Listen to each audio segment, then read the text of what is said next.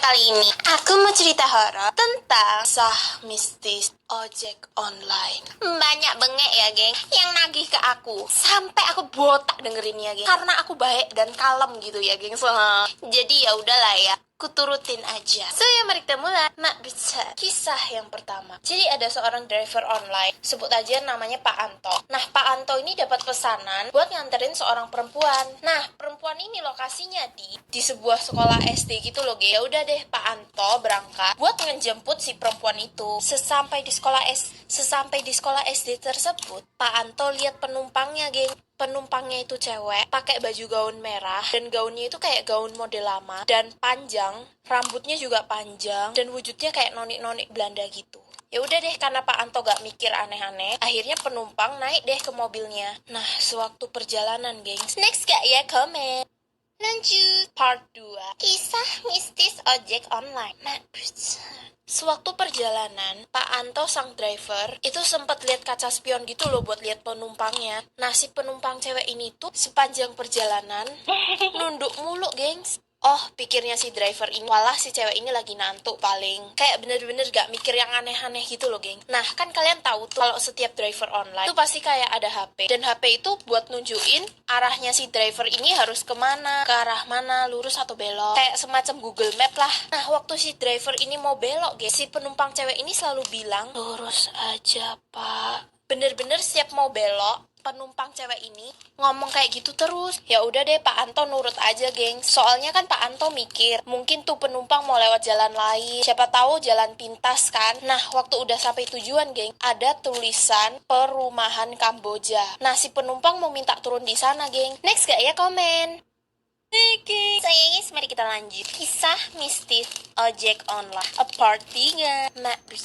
Nah, kan udah tuh sampai di perumahan Kamboja. Si penumpang cewek ini minta turunin di perumahan tersebut, geng. Nah, si cewek ini tuh kasih uang 100.000 ke Pak Anto. Sedangkan ongkosnya itu cuma 69.000, geng. Jadi segera Pak Anto ambil uang buat kembaliannya. Tapi si cewek itu udah keburu turun dan udah masuk gitu loh ke gerbangnya, gerbang perumahan Kamboja itu. Nah, Pak Anto mikirnya mungkin nih uang buat bonus. Bener-bener belum mikir yang aneh-aneh, geng. Nah, akhirnya Pak Anto nyalain mobilnya dan mau keluar gitu loh dari perumahan tersebut. Nah, tiba-tiba waktu pertengahan perjalanan, geng, tuh jalan tiba-tiba banyak banget belokannya. Ada yang kiri, kanan, lurus, bla bla bla. Kayak banyak gitu loh tikungannya. Nah, Pak Anto udah coba semua jalan, tapi Pak Anto tetap kembali ke daerah perumahan Kamboja tersebut, geng. Jadi Pak Anto gak bisa keluar dari jalan perumahan Kamboja tersebut. Terus, next gak ya komen?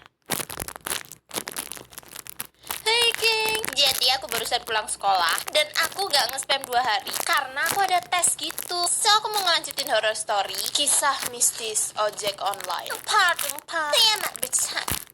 Cantik sekali, gengs. Nah, karena Pak Anto udah 1 jam cari jalan keluar supaya bisa keluar dari jalan perumahan Kamboja tersebut. Pak Anto gak nemu jalan keluarnya terus. Dia udah coba semua jalur, tapi tetap balik ke perumahan itu terus. Nah, Pak Anto itu niatnya mau cari cewek yang tadi, gengs, buat minta tolong arahin jalan keluar. Waktu Pak Anto mau masuk ke gerbang perumahan Kamboja, tuh gerbang perumahan udah berubah jadi rawa-rawa.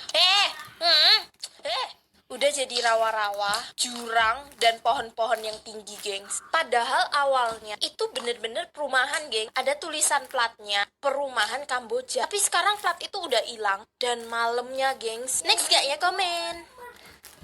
Hai, gengs, karena banyak yang suruh aku buat ngepost kisah mistis ojek online part 4. Kalian suruh aku upnya cepet, geng. Ya udah deh, aku upin cepet sesuai permintaan kalian. Saya mari kita mulai. Nah, bisa. Nah, terus Pak Anto ini gak ngerti, geng. Dia itu terjebak di jalan perumahan Kamboja tersebut. Jadi dia gak tahu mau keluarnya gimana. Akhirnya dia minta tolong teman ojek online-nya dia buat nyariin Pak Anto gitu. Akhirnya Pak Anto ditemukan dan Pak Anto pulang ke rumah dengan selamat. Tapi malam-malamnya, Pak Anto itu muntah-muntah tanpa sebab gitu. Selesai. Lanjut ke peristiwa kisah mistis ojek online yang kedua. Saya mari kita mulai. Nah, bicara. Jadi ada driver ojek online, sebut aja Pak Hadi namanya. Nah, Pak Hadi dapat pesan